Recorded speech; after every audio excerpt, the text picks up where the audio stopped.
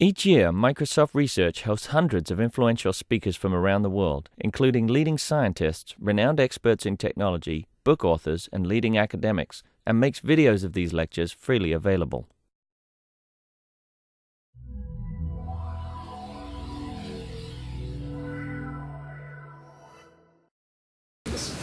Good afternoon and welcome. My name is Kirsten Wiley, and I'm here today to introduce and welcome Steven Pinker, who is visiting us as part of the Microsoft Research Visiting Speaker Series. Steven is here today to discuss his book, The Better Angels of Our Nature. Whether you are counting police blotter murders or genocides, the spanking of children, or the treatment of animals, violence has decreased. Media coverage of the goriest events has forced us to have a greater awareness of incidents. The conventional wisdom that we are living in an exceptionally violent era is an illusion. Steven Pinker is an experimental psychologist and the Johnstone Family Professor of Psychology at Harvard University. He has received 6 honorary doctorates and was once named one of Time Magazine's 100 most influential people in the world today. Please join me in welcoming him to Microsoft. Thank you.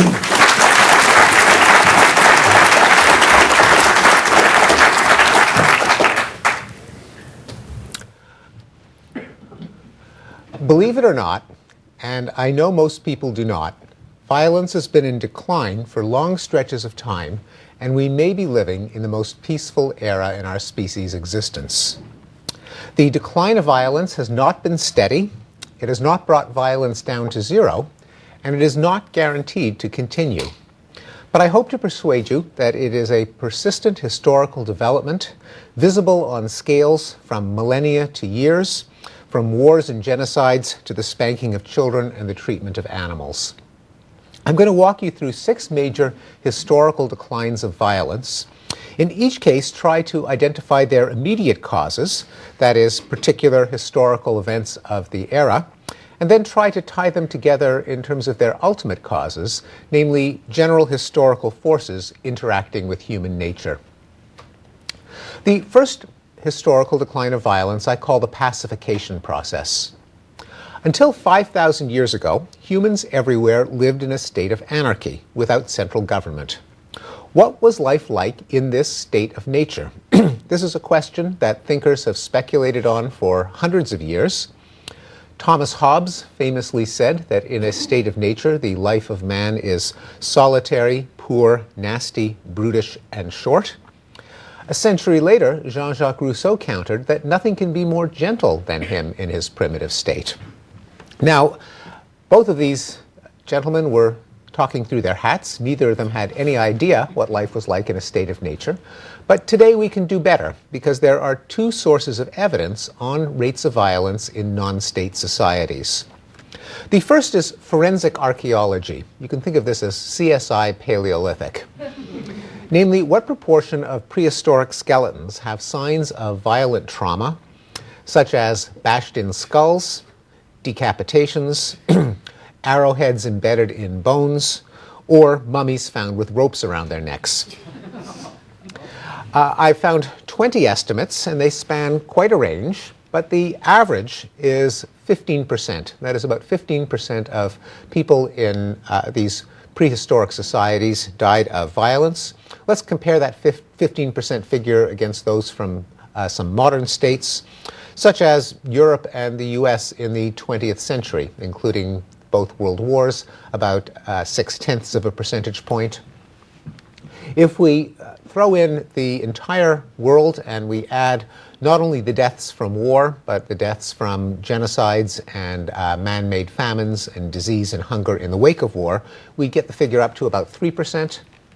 The world for the year 2005 has a bar that is invisible because it's less than a pixel high, because the rate is about 0.03%. The second source of evidence on violence in non-state societies comes from ethnographic vital statistics. The wave of government that expanded starting around 5,000 years ago has left a few pockets of the earth still uncolonized, and ethnographers who work in these countries can tabulate rate of death from various causes, and in particular the rate of death by violence in people who have recently lived outside of state control, hunter-gatherers and hunter-horticulturalists. I found 27 estimates, which again span quite a range, but they average to about 524 per 100,000 per year. That is, 1/2 of 1% of the population was killed by violence every year. Let's compare that to some modern figures, and this time I will stack the deck against modern societies by picking some of the most war-torn ones, such as Germany in the 20th century, with a rate of about 160 per 100,000 per year. Russia in the 20th century, 2 world wars and a civil war, a rate of about 150. Japan in the 20th century, a world war that ended with 2 nuclear strikes, has a rate of about 30. The United States in the 20th century, 2 world wars and half a dozen other foreign wars, less than 4 per 100,000 per year. The entire world over the course of the 20th century, throwing in all the man-made famines and genocides, comes out to about 60 per 100,000 per year. And the world in the year 2005, less than a pixel high at about a third of a death in war per 100,000 per year.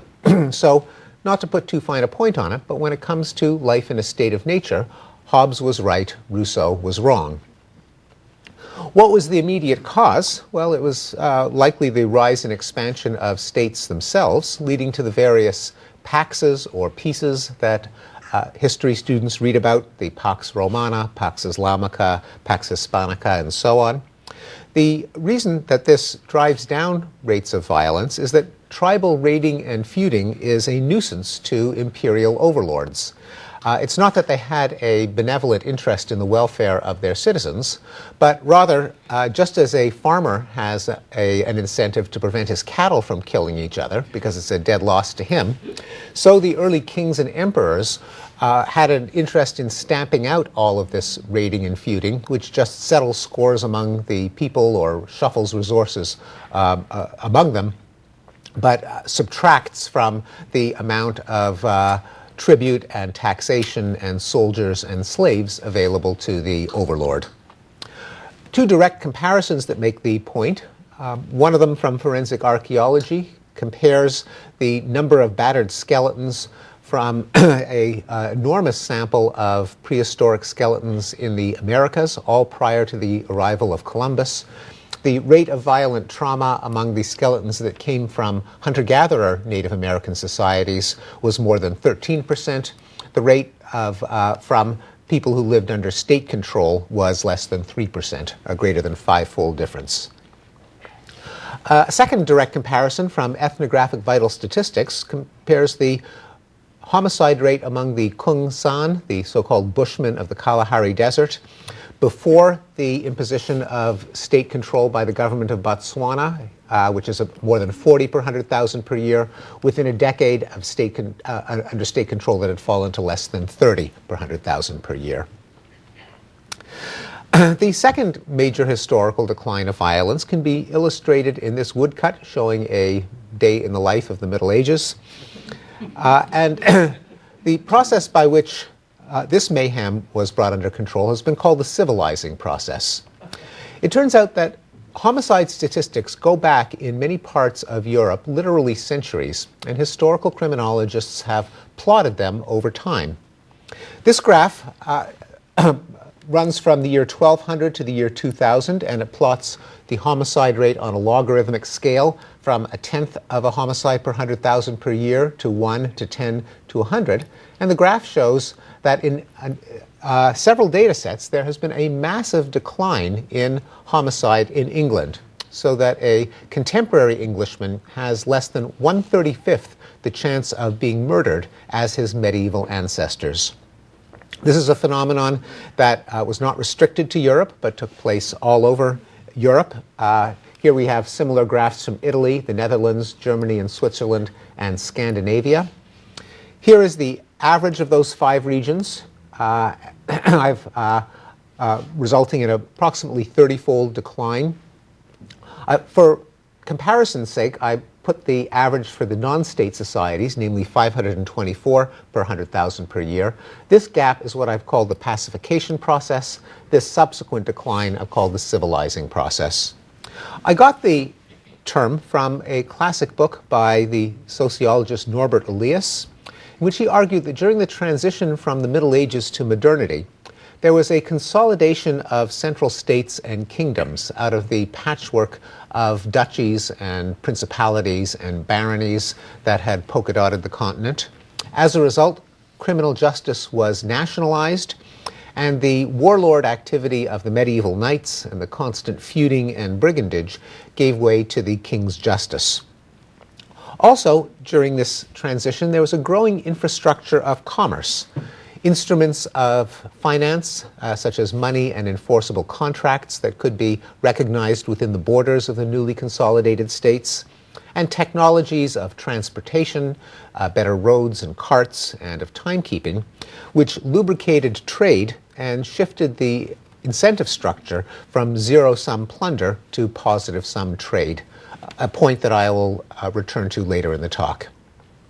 The psychological result was that people started to cultivate self-control and empathy as opposed to burnishing their reputation for toughness and a willingness to retaliate with violence.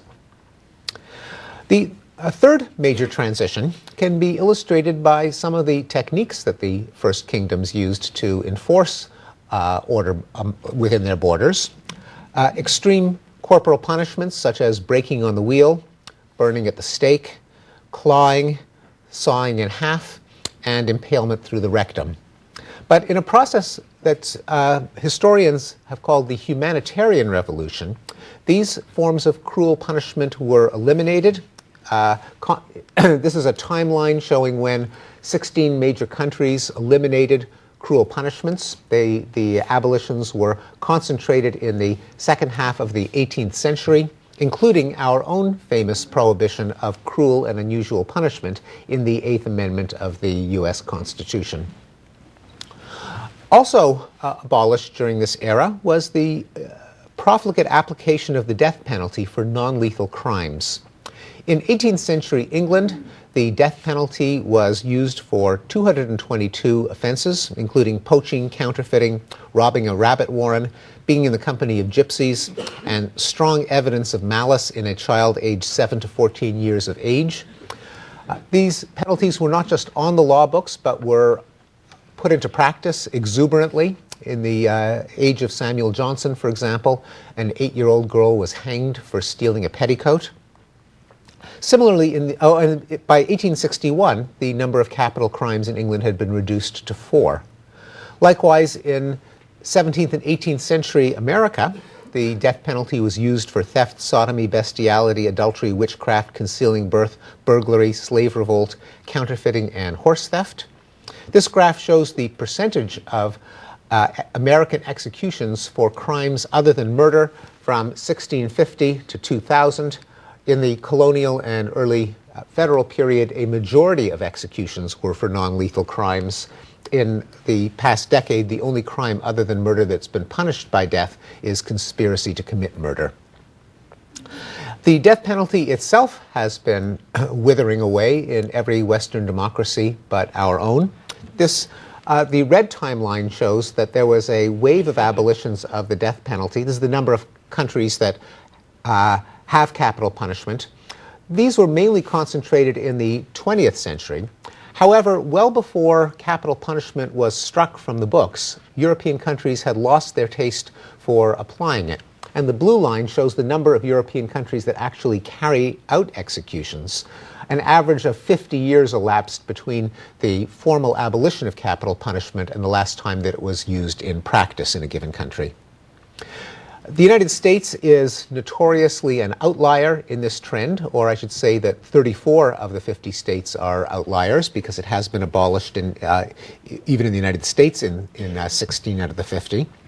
But even there, the death penalty in the U.S. is a shadow of its former self. And this graph shows the number of American executions per capita from 1625 to the present. So you can see that for all its notoriety, the death penalty, in fact, is seldom applied in this country. There are approximately 45 executions per year in a country that has 17,000 homicides.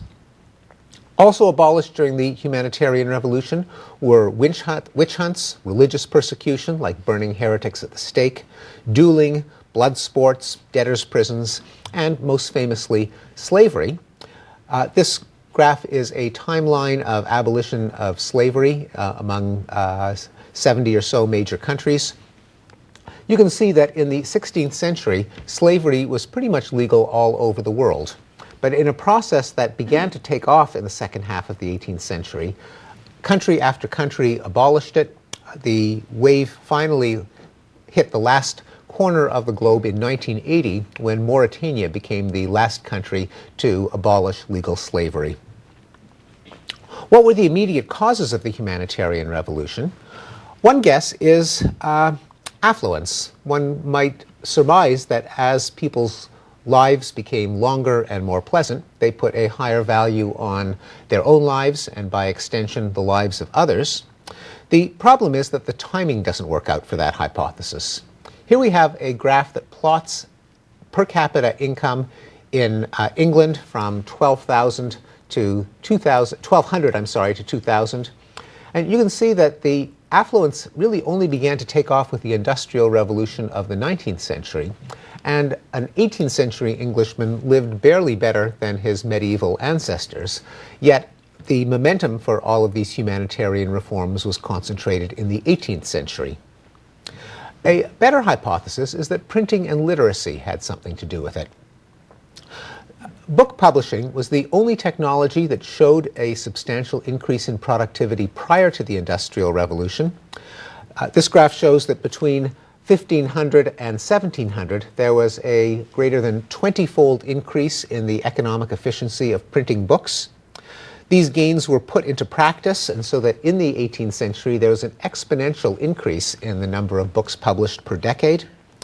And, not surprisingly, there were more people available to consume these books. Literacy in England first exceeded the 50% point in the 18th century. So for the first time, a majority of Englishmen were literate. Why should literacy matter? Well, the era is also called the Enlightenment because knowledge began to replace superstition and ignorance. And if you have an influential sector of the population that's disabused of notions such as that Jews poison wells, heretics go to hell, witches cause crop failures, children are possessed by the devil, Africans are brutish, and so on, it will undermine many rationales for violence. As Voltaire said during this era, those who can make you believe absurdities can make you commit atrocities. But also, literacy is one of several technologies of cosmopolitanism, the mixing of ideas and people. And it is plausible that the reading of fiction, history, and journalism could accustom people to inhabiting other people's minds, to imagining what the world is like from their point of view, which could increase empathy and decrease cruelty.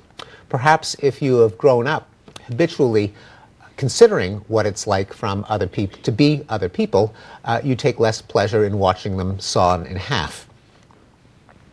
The fourth major decline of violence has been called the long peace, and it speaks to the frequently made assertion that the 20th century was the most violent in history.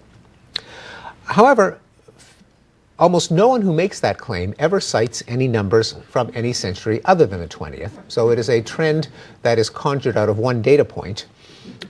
Sometimes the 20th is compared unfavorably to the 19th century, and it is true that the 19th century in Europe saw two stretches that were relatively free of war, but if you stand back and you look at the century as a whole and the world as a whole, you find that it was anything but peaceable.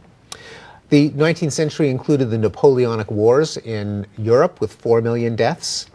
In China, the most destructive civil war in history, the Taiping Rebellion with 20 million deaths. The most destructive war in American history, the Civil War with 650,000. The conquests of Shaka Zulu in southern Africa with 1 to 2 million deaths. In Paraguay, the most destructive interstate war as a proportion of the population was the War of the Triple Alliance, which may have killed 60% of the population of Paraguay. Then there were frequent slave raiding wars in Africa and imperial wars in Africa, Asia, and the South Pacific, whose death tolls we can't even begin to estimate. Secondly, though it is true that the Second World War was the deadliest event in human history in terms of absolute numbers, it's not so clear that it was the worst event in terms of the percentage of the population that was killed. After all, the world contained a whole lot more people in the middle of the 20th century than it ever had before. I've taken a list of the 100 worst things that people have ever done to one another that we know of from a man who calls himself an atrocitologist, Matthew White. He has a forthcoming book called The Great Big Book of Horrible Things. I took his list of the 100 worst things and simply scaled them by the population of the world at the time and plotted them on a logarithmic axis from the year 500 BCE to 2000 CE. And as you can see, scaled by population, World War II only comes in at 9th place, and World War I doesn't even make the top 10. Moreover, all of the really bad atrocities were pretty evenly sprinkled over 2,500 years of human history. There is a downward funneling of the data points as you get to the most recent 500 years, but presumably that doesn't mean that in ancient times they only committed massive atrocities, and more recently we've committed massive, medium-sized, and small atrocities. A simpler explanation is that as you get to the past 500 years, the historical record becomes more complete. In earlier times, the small stuff was lost to history. Well, let's now zoom in on the last 500 years, for which we do have better historical records. The political scientist Jack Levy has plotted trends in great power war. These are the wars that involve the 800-pound gorillas of the day. That is, the small number of countries that project military force beyond their own borders, and which the wars that they get involved in account for a majority of all the deaths from all wars combined in any given era. This graph shows the percentage of years the great powers fought each other from 1500 to 2000, and it shows that in the several centuries ago, the great powers were pretty much always at war with each other. That was just what great powers did. But over the centuries, they have been involved in war less and less of the time. Now they're hardly ever at war. This graph shows the duration of wars involving a great power, which also shows a substantial decline. History used to have things like the 30 Years' War, the 80 Years' War, the 100 Years' War. The 20th century had the Six-Day War.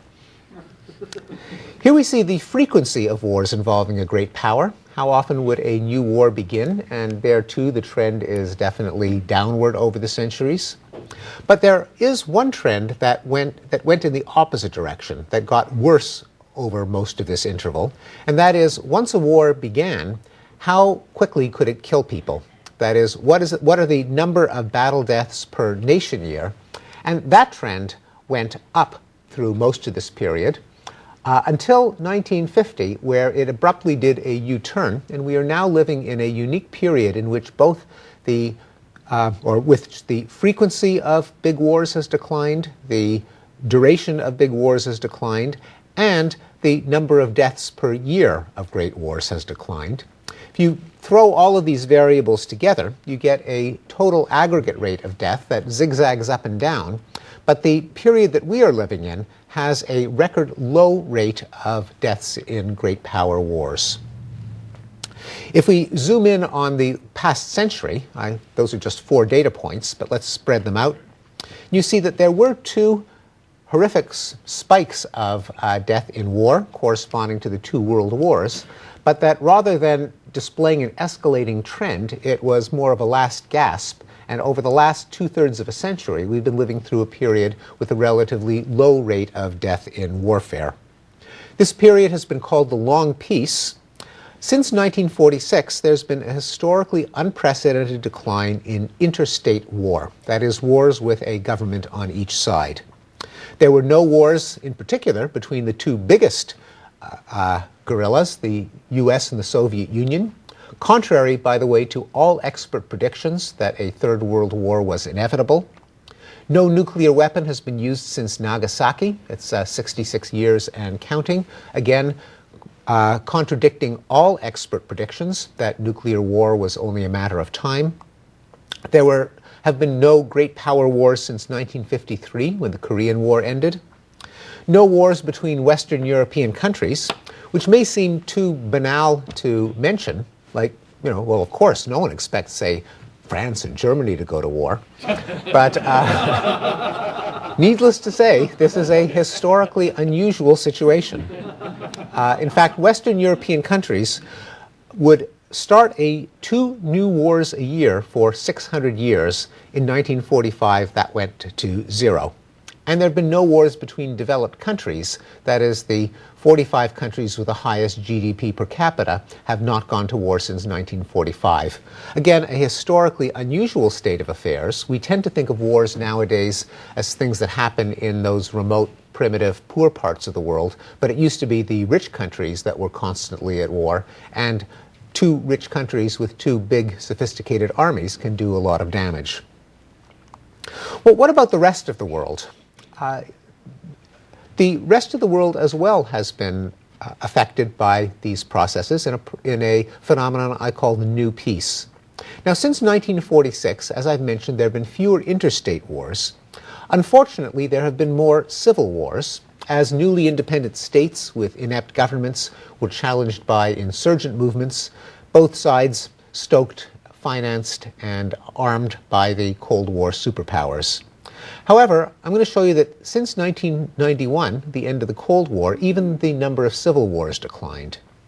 This is a stacked layer graph in which the thickness of each line represents the number of wars, where a war, for the purposes of this graph, consists of any armed conflict that kills as few as 25 people a year. And this graph just adds them up, the number. One category of war, the colonial war, has simply vanished off the face of the earth as the European empires relinquished their colonies. This layer shows the number of interstate wars, and you can see that it is a phenomenon that is petering out.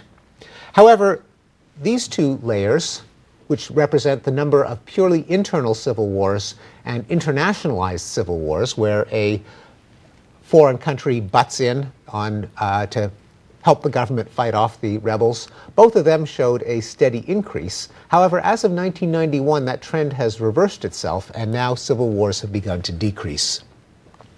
The crucial question, though, is which wars kill more people? The many civil wars of recent decades or the fewer interstate wars of earlier decades? This graph shows, first of all, in the blue bars, the number of people killed per year of war for interstate wars between countries, and you see that that has plummeted. Here we have the internationalized civil wars and the pure civil wars, showing that a typical civil war of recent decades kills a fraction of the number of people as the interstate wars of the earlier decades. And it shouldn't be a surprise then what happens when we combine these 2 statistics, that is, number of wars, number of people killed per year of war, and simply tot up the total number of war deaths. Again, from 1946 to 2009, these are the number of deaths from colonial wars, which have petered out to 0. The number of deaths from interstate wars, it's a jagged trajectory with peaks that include the Korean War, the Vietnam War, and the Iran-Iraq War, but have gone down to virtually 0. Here we have the pure civil wars and the internationalized civil wars, and you can see that even though they increased in number, they did not make up for the total decline in war in terms of the human damage done. And the trajectory has been, overall, has been bumpy but downward. Here we are in the first decade of the 21st century, and this thin laminate shows that the rate of death in wars of all kinds is at an all-time low. So the dream of the 1960s folk singers is starting to come true. The world is almost putting an end to war. Well, what about genocide? It's often said that more people died in the 20th century from genocide than from war. Indeed, the 20th century has been called the age of genocide. Once again, though, this claim is never based on any comparison of decades other than the 20th, and it is likely to be false. Every historian of genocide has made this point. I'll quote to you from Fred Chalk and Kurt Jonassen's The History of Genocide, where on page 1 they announce, "Genocide has been practiced in all regions of the world and during all periods in history. We know that in ancient times empires have disappeared and that cities were destroyed, but we do not know what happened to the bulk of the populations involved in these events. Their fate was simply too unimportant. When they were mentioned at all, they were usually lumped together with the herds of oxen, sheep, and other livestock. Looking at the available evidence from antiquity, one might develop a hypothesis that most wars at that time were genocidal in character." What are some examples? Well, let me just make one additional point, which is really that the so-called age of genocide is the age in which people started to care about genocide, as is evidenced by the fact that for the first time in history we have a word for the phenomenon, coined only in 1944. Well, here's some examples. Depending on how seriously you take biblical history, you find a genocide every few pages, commanded by God. The Amalekites, Amorites, Canaanites, Hivites, Hittites, Jebusites, and so on. Now, I don't believe that these events actually took place, and archaeology does not support these narratives, but it does record a common practice of the empires of the day, as well as an attitude. Namely, there's nothing particularly wrong with genocide as long as it doesn't happen to you. More historically plausible are the massacres by the Athenians in Melos, by the Romans in Carthage, the Mongol invasions, the Crusades, the European wars of religion, and the colonization of the Americas, Africa, and Australia. Now, for the 20th century, we can at least roughly look at some trends and address the question of whether the genocides in Bosnia and Rwanda mean that the world has learned nothing from the Holocaust and that nothing has changed. Well, this graph shows that that is very far from true. There was a horrific episode of mass murder in the middle decades of the 20th century, but since then the trajectory has been bumpy but unmistakably downward, and the recent spikes from, say, Cambodia and Rwanda don't come close to matching the levels of the earlier decades in that century. What were the immediate causes of the long peace and the new peace? Three hypotheses were advanced a couple of centuries ago by Immanuel Kant in his essay Perpetual Peace, in which he argued that democracy, trade, and an international community would lower levels of tension between nations. More recently, Bruce Russett and John O'Neill have tested Kant's theory and have shown in a large data set that all three of his pacifying forces have increased in the second half of the 20th century, and all are statistical predictors of peace. Here we have, from 1945 to the present, the number of democracies in the world and the number of autocracies. And you can see that as of 1990, for the first time, the number of democracies surpassed the number of autocracies.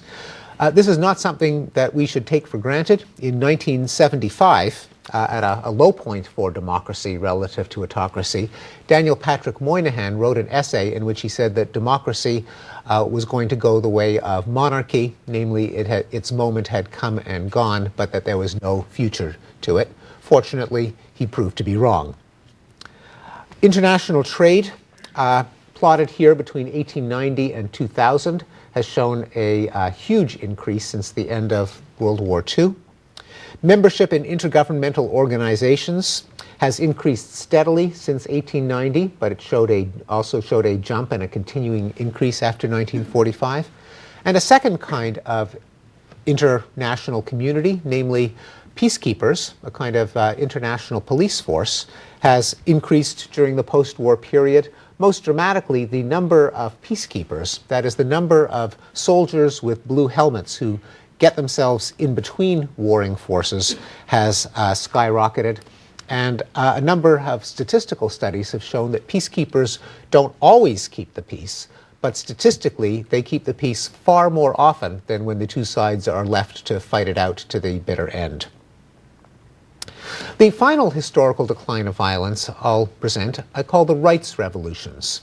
The targeting of violence on smaller scales directed against vulnerable sectors of the population, such as racial minorities, women, children, homosexuals, and animals.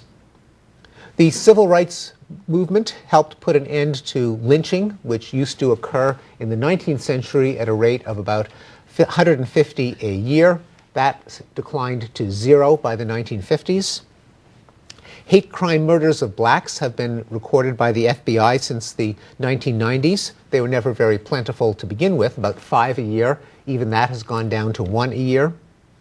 Non-lethal hate crimes against blacks, such as intimidation and assault, have been in decline since they were first measured 15 years ago.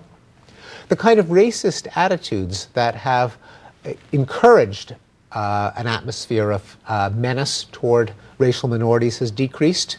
This graph shows the results of opinion polls conducted at various points in time, showing that when white Americans are asked, do you agree with the statement black and white students should go to separate schools, the percentage agreeing has plummeted. Likewise, would you move away if a black family moved in next door? Both of these opinions have fallen into the zone of crank opinion, and the questions are no longer even included in national surveys. It's a worldwide phenomenon. This graph shows the number of countries that have discriminatory laws on their books, various apartheid or Jim Crow laws, and that's been in steady decline. The blue line shows the number of countries that bend over backwards in the opposite direction and have policies that favor disadvantaged ethnic minorities, namely what we call affirmative action, and recently the number of countries that discriminate in favor of their disadvantaged minorities exceeds the number that discriminate against them. The women's rights movement has helped to drive down the rate of rape by 80% since it was first measured in the early 1970s. It has had similar success in reducing the rate of domestic violence since the early 1990s, both with against wives and girlfriends and against husbands and boyfriends, though more dramatically for women. The ultimate form of domestic violence is uxoricide, the murder of a wife, or mariticide, the murder of a husband. Both of them have been in decline since 1975. The drop has been more dramatic for mariticide, showing that the feminist movement has been very, very good for husbands. The children's rights movement has seen a steady decline of the number of American states that allow corporal punishment in schools, such as paddling.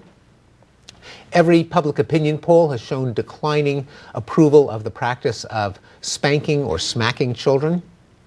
Rates of child abuse, both physical and sexual abuse, have declined since they were first measured in 1990.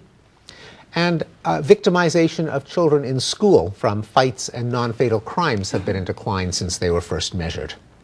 The gay rights movement has seen a decrease in the number, an increase in the number of states that have removed homosexuality as a punishable crime from their law books, both worldwide and among the 50 American states. The number now is at 100% following a Supreme Court ruling in 2004.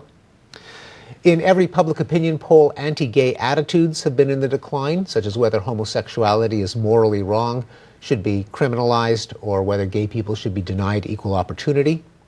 And hate crime intimidation against homosexuals has been in decline since they were first measured. The animal rights movement has seen a decrease in the popularity of hunting, an increase in the number of vegetarians, both in the UK and the US, and a decrease in the number of motion pictures in which animals were harmed. Well, the question now is, why has violence declined on so many scales of time and magnitude? One possibility is that human nature itself has changed, and that somehow our taste for violence has been literally bred out of us. Well, I think this is unlikely. We still see little boys play fighting in all human cultures. We see grown-up little boys and little girls taking enormous enjoyment and spending substantial disposable income to consume vicarious violence, such as in murder mysteries, Greek tragedies, Shakespearean dramas, video games, hockey, and movies starring a certain ex-governor of California. And many people are prone to homicidal fantasies. If you ask people, have you ever fantasized about killing someone you don't like? For example, a romantic rival or someone who has humiliated you in public. The results are that about 15% of women and a third of men frequently fantasize about killing people they don't like. And more than 60% of women and 3/4 of men at least occasionally fantasize about killing people they don't like. And the rest of them are lying. A more likely possibility is that human nature is extraordinarily complex and comprises both inclinations that can erupt in violence and inclinations that counteract them, what Abraham Lincoln called the better angels of our nature, and that historical circumstances have increasingly favored our peaceable inclinations. What are some of our inclinations toward violence? Well, they include raw exploitation, the use of violence to eliminate a human being that happens to be an obstacle on the path to what you want, such as in rape, plunder, conquest, and the elimination of rivals. The urge for dominance, whether it be the desire of individuals to climb the pecking order and become alpha male, or a similar motive at the level of your group, the desire for your group, whether it be ethnic, racial, national, or religious, to enjoy supremacy over other groups.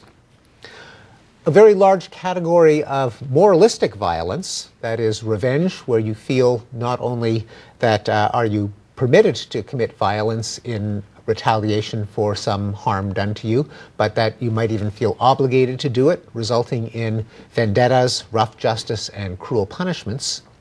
And then ideologies, belief systems that can proliferate throughout a society, such as militant religions, nationalism, fascism, Nazism, and communism, which can license vast outlays of violence because of a utopian cost-benefit analysis. Imagine a belief system that holds out the promise of a world that will be infinitely good forever, a utopia.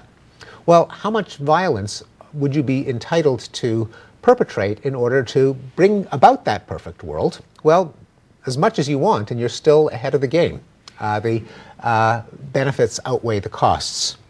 Moreover, imagine that there are people who learn about your scheme for an infinitely perfect world and just don't get with the program and oppose you in your grand utopian dreams. How evil are they? Well, they are arbitrarily evil. They're the only thing standing in the way of an infinitely good world, and hence they deserve arbitrarily severe punishment, which is why some of the worst atrocities in human history have been committed in pursuit of a utopian ideology. Well, what do we have on the other side to counteract these inclinations? What are the better angels of our nature? There's self-control, the ability to anticipate the consequences of behavior and inhibit violent impulses.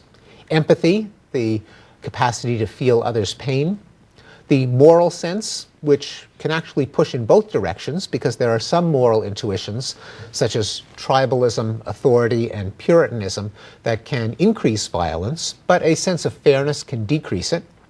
And then there's reason, cognitive processes that allow us to engage in objective, detached analysis. The crucial question now is which historical developments bring out our better angels and stay our hands before they can actually cause bloodshed.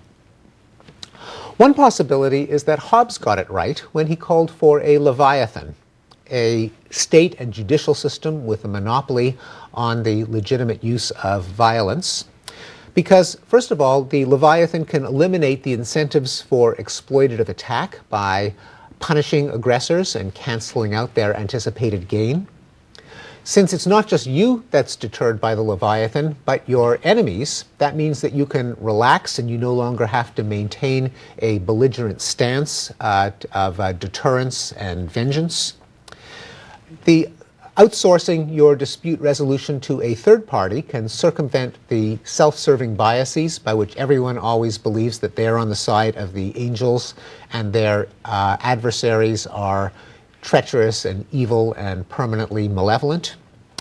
A cycle of self-deception that can stoke cycles of revenge, as each side believes that there is still a score to be settled, that their own act of violence is legitimate retaliation to a provocation, and the other guy's act of violence was raw aggression out of the blue. Some historical evidence for the effect of the Leviathan come from the pacifying and civilizing effects of states that I mentioned at the outset of the talk.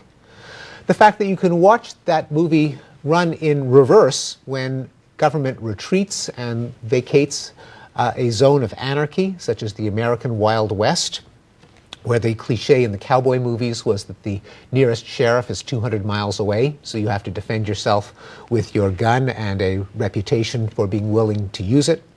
In failed states, in collapsed empires, and in mafias and street gangs who deal in contraband and can't avail themselves of the dispute resolution apparatus of the state. It's not as if they can press a lawsuit when they feel they've been cheated in a business deal or call 911 when they feel threatened. And so they have to defend their interests with the credible threat and occasional use of violence. Another bit of evidence for the effectiveness of the Leviathan is the fact that international peacekeepers are statistically effective, the closest that we have to an international Leviathan. A second hypothesis is the idea of gentle commerce, according to which plunder is a zero-sum game. One party's gain is another one's loss, whereas trade is a positive-sum game, one in which both sides can come out ahead. Everybody wins. Over the centuries, as improving technology allows the trade of goods and ideas over longer distances, among larger groups of people and at lower cost, more and more of the rest of the world becomes more valuable alive than dead.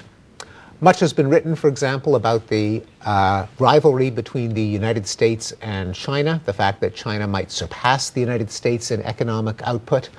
Nonetheless, I consider it unlikely that this rivalry will eventuate in war between the two countries. Among other things, they make too much of our stuff and we owe them too much money. Some historical evidence comes from statistical analyses that suggest that countries with open economies and greater reliance on international trade get embroiled in fewer wars, are party to fewer civil wars, and host fewer genocides. A third hypothesis has been called the expanding circle. The term comes from Peter Singer, but the idea goes back to Charles Darwin. That evolution bequeathed us with a sense of empathy.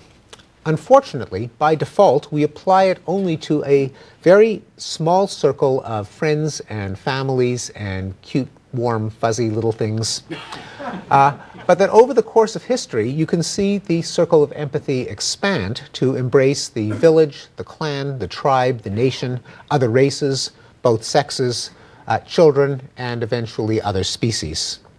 This just begs the question of what expanded the circle, and the move toward greater cosmopolitanism that I mentioned earlier is a plausible exogenous cause. It's possible that the consumption of history, literature, media, and journalism has gotten people into the habit of imagining what it's like to be other people, likewise the mixing of people through travel.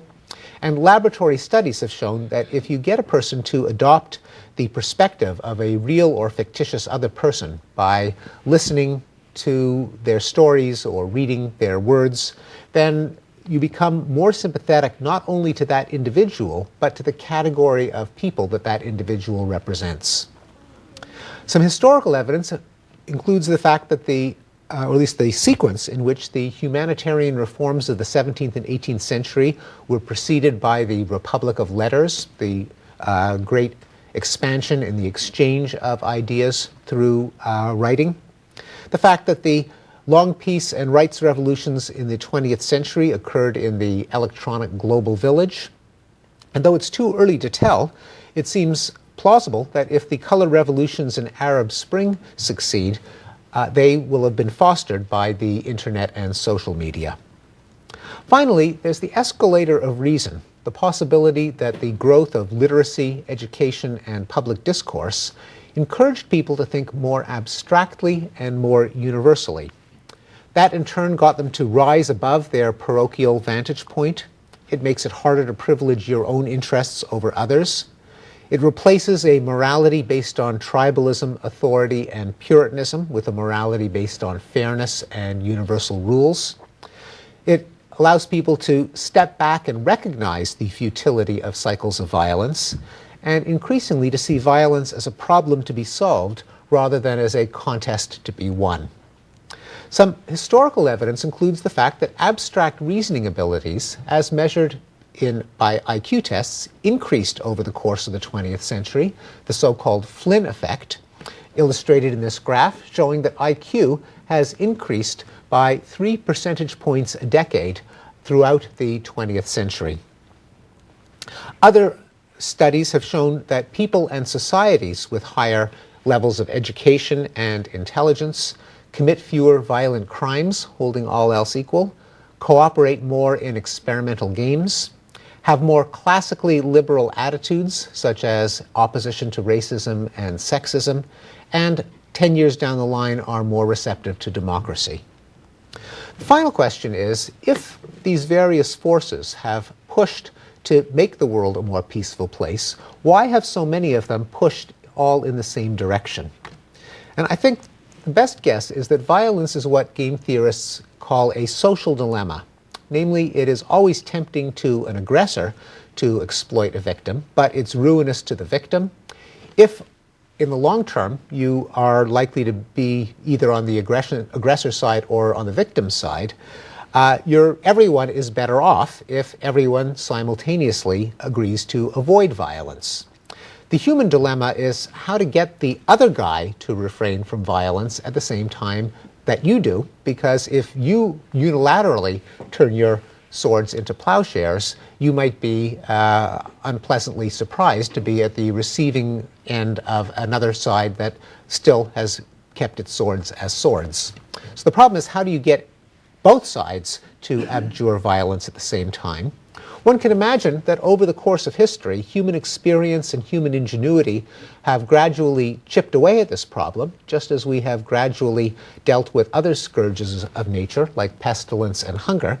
And in fact, all four of the forces that I mentioned have increased the material, emotional, or cognitive incentives of all parties to avoid violence at the same time.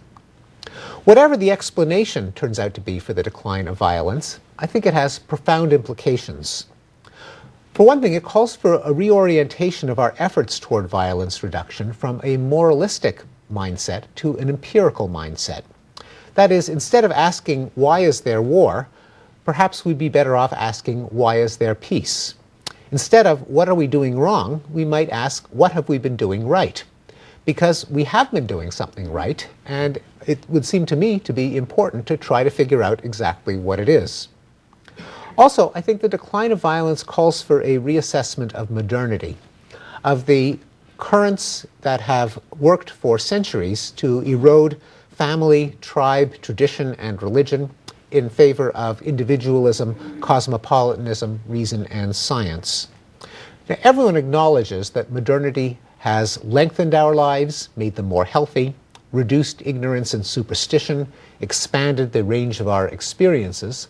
But there have always been forces of nostalgia and romanticism that question the price, whether we are actually worse off because of terrorism, genocide, world wars, and nuclear weapons. However, if despite impressions, the long-term trend, though halting and incomplete, is that violence of all kinds is decreasing, I believe that it calls for a rehabilitation of the concepts of modernity and progress, and is a cause for gratitude for the institutions of civilization and enlightenment that have made them possible. Thank you very much.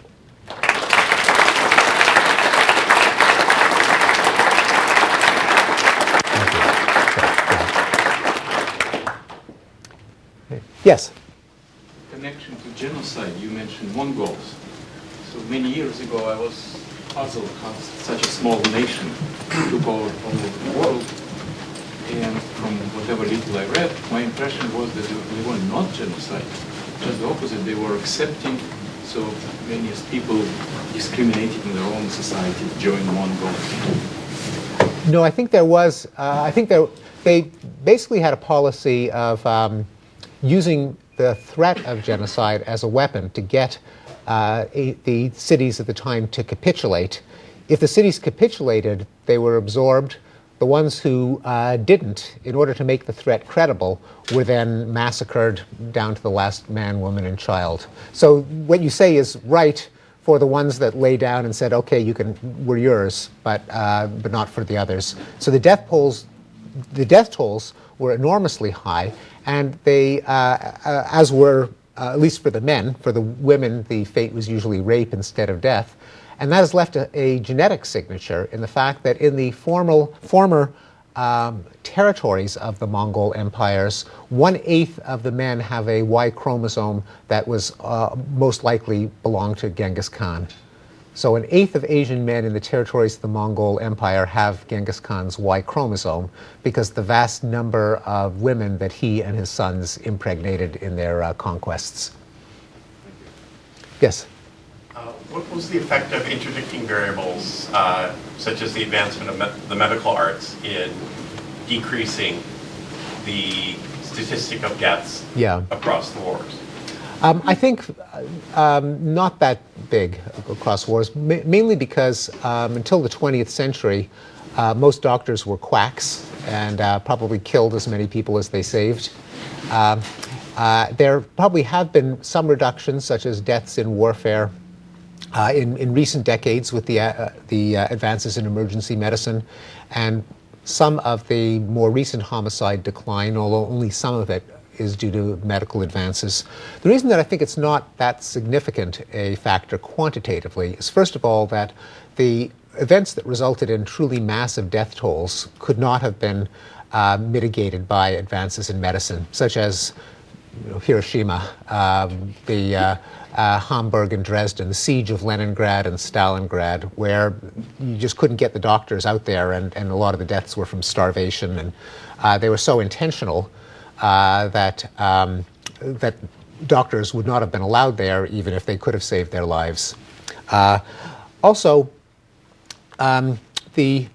it's interesting that the effect that medicine has had is, in a sense, a reflection of the greater value that we place on life, namely that governments increasingly have been willing to devote resources away from battlefield technology to bring people back, soldiers back alive. And that itself, I think, the very recent advances have itself been part of this valuation of human life. Yes? The question is as you look at the historical record, is there a point as you go back when it becomes impossible to tell what the statistics were? Like, maybe you could track it in Western Europe or something like that, or perhaps you could track it in Africa or some parts of Asia. At what point did that happen in your data set? And Yeah. you discover that? Yeah, there isn't one dividing line between unreliable and reliable, but there are different kinds of reliability for different parts of the world, for different kinds of violence at different periods, which I try to deal with in the book. So the earliest periods, basically rooted in the ethnographic vital statistics and forensic archaeology, neither of which is perfect, but both, I think, convincingly show that even if we don't know how violent it was very violent, and that the chances of an individual dying of violence were far, far higher than they are today. I think the homicide records in Europe aren't bad. They go back to, as that graph showed, to about 1,200, depending on the area. And homicide, unlike other forms of violence, is more countable, just because a dead body people don't have to haggle over definitions as they might for assault or rape or a missing person. And people have always been interested in death. If someone among you has been walking the earth and now is a corpse, people tend to write that down. And so those records tend to be more reliable. And different forms of violent crime not perfectly, but on average tend to rise and fall together. That is, rape and assault and robbery. Deaths in the various wars and atrocities of early centuries are indeed highly conjectural. And the figures that I presented, from most of them from Matthew White, are based on the best kind of numerical estimation that he could justify, which basically consists of assembling as exhaustive a list of estimates as you can from earlier historians. Take the geometric mean between the highest credible estimate and the lowest credible estimate, and usually that gets you into the ballpark of what the correct figure must have been, with sanity checks for how many people could have been killed per day, how large the population was, to rule out the clearly fanciful and apocryphal estimates. So the answer is we really don't know with precision for earlier centuries, but the atrocitologists have done the best they could with at least to an order of magnitude estimate. So is there any Yes. study on to what extent Nobel Peace Prize contribute to world peace? The Nobel Peace Prize, yeah. I don't know if it's the Nobel Peace Prize itself, but the kind of attitudes that resulted in Nobel funding the Nobel Peace Prize were part of a movement that originated in the late 19th century, the whole pacifist movement that included Tolstoy and George Bernard Shaw and Mark Twain and a small number of others. They were originally considered to be cranks and dreamers and kind of wimpy, effeminate utopians. And in fact, the dominant ideology at the time of Nobel was kind of a romantic militarism, that war was a good thing because it made a society manly and self-sacrificing and encouraged solidarity and selflessness and loyalty and all these good things. Then World War I was a turning point. After the carnage of World War I, you could no longer credibly say that war was a positive force in human affairs, as every literary critic, artist, novelist, politician, scientist believed before then. So the Nobel alternative, that peace ought to be encouraged, cherished, and so on, I think took over the elite opinion of the West after World War I. Unfortunately, it did not persuade a small number of individuals like Mussolini and Hitler and Tojo, and one could even see World War II as the last gasp of romantic militarism. But that the momentum that Nobel and others began has basically taken over elite opinion since then. So I think in the realm of ideas, and I do believe that ideas matter in affecting the course of history, I think Nobel was influential. Yes? I was wondering if you see any reason to believe that these trends would reverse, or if it's sort of maybe now, one could maybe argue that now is a good time, and as, say, natural resources dwindle, these trends will reverse or something like that. Do you have any thoughts on that? Yeah, it's possible that some might, although I don't think it's inevitable. So I think some trends are probably irreversible. I don't see chattel slavery making a comeback. I don't think that we're going to go back to burning heretics at the stake. Probably violence against women and corporal punishment of children, I suspect, will continue to go downward. But civil wars, it would be very hard to predict. They have gone up from the 60s to the 1990s. It's the reason that I think it's not, although I wouldn't predict that they're going to stay at the current low level or diminish further. They might not. And the reason I don't think it will definitely reverse is that the connection between resource conflict and war is actually quite tenuous. A number of studies that have correlated resource stress at time 1 with civil war at time 2 have found almost zero correlation. Partly because a lot of wars in general are not fought over competition for vital resources, but over revenge, ideology, bringing about Marxism, bringing about an Islamic theocracy, bringing about perfect justice, raw, naked conquest, and so on. And on the other side, so many wars aren't triggered by resource conflict, and many resource conflicts don't lead to war. To get a war, you need someone to organize a militia or army and kind of press the war button. And that depends on someone wanting the war to take place. And just resource shortage won't necessarily do it. Just to give an example, the American Dust Bowl of the 1930s led to a lot of human misery and a lot of migration, but it didn't result in an American Civil War. When we did have a Civil War, it was not at all about resources, at least not directly. So my best guess is maybe, but maybe not. Let's see, who has had their hand up for a long period of time? Over there, yeah? I'm wondering if just counting deaths is an accurate assessment of violence, especially in the second half of the 20th century, where larger civilian populations have actually been, the potential victims of death.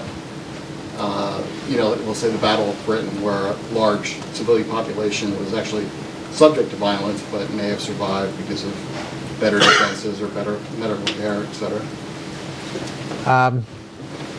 Well, ultimately, I think what we care about is the number of people who are killed, or injured, or raped, or so on. And they tend to, at least the level of crime, they tend to go up and down together. So using deaths is a reasonable proxy for other kinds of violence.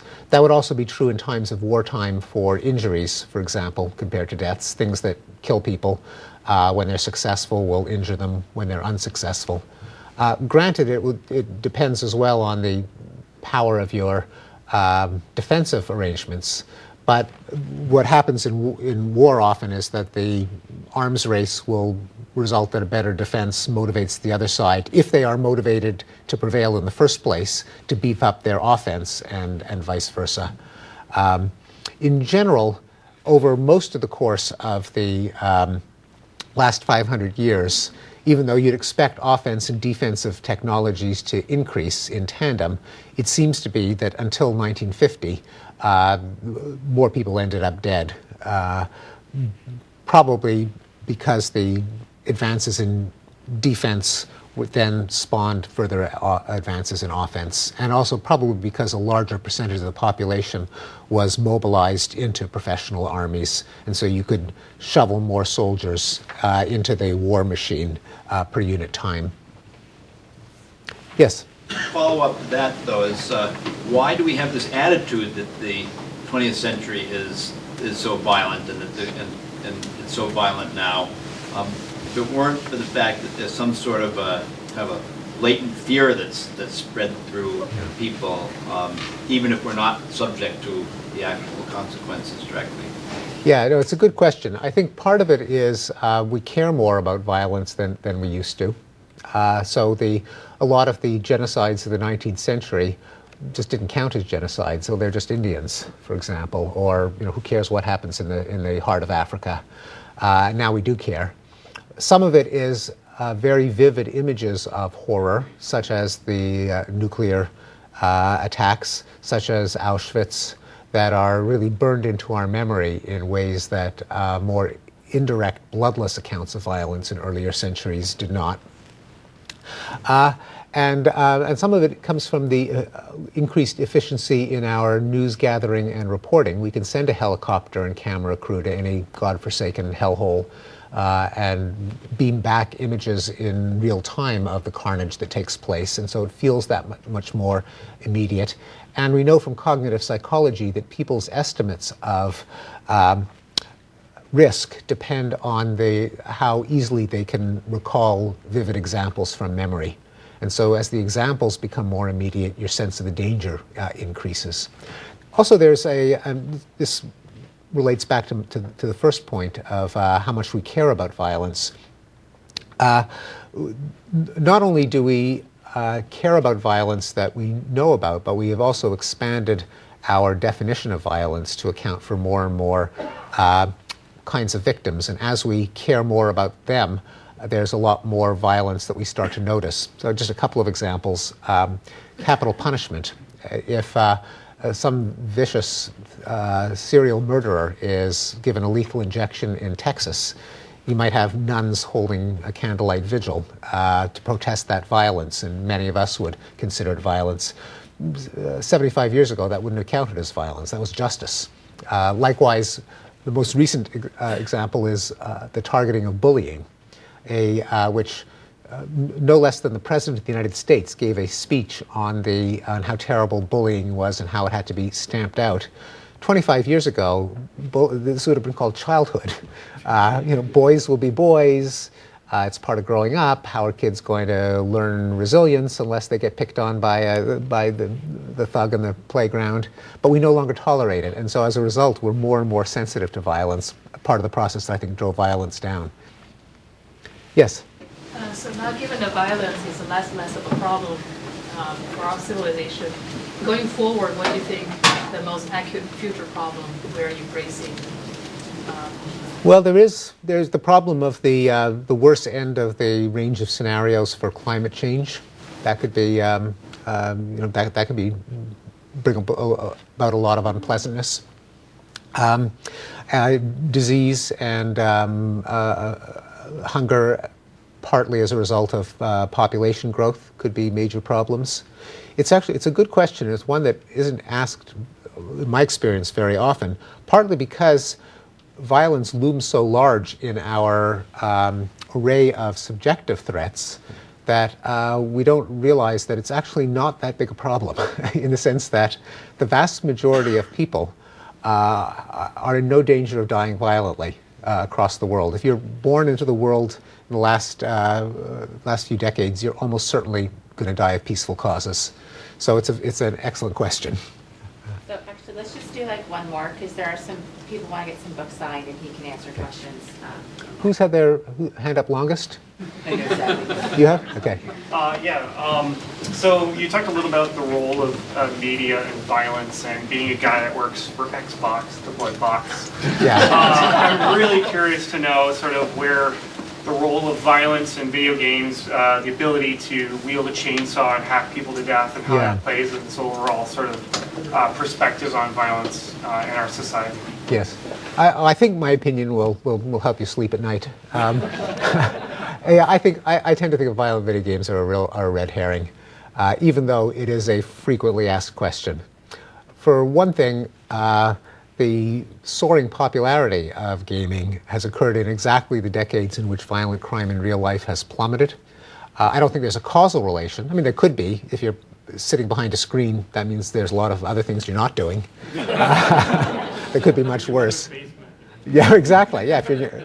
So that's. But I suspect they're more independent. And realistic histories of violent entertainment show that previous decades and centuries were just as bad, if not worse, in terms of how much pleasure people take in imagining people getting blown up, cut up, bleeding to death, and so on. There's a wonderful book by Harold Schechter called Violent Pastimes on the history of violent entertainment, where he gives examples like Shakespeare, Homer,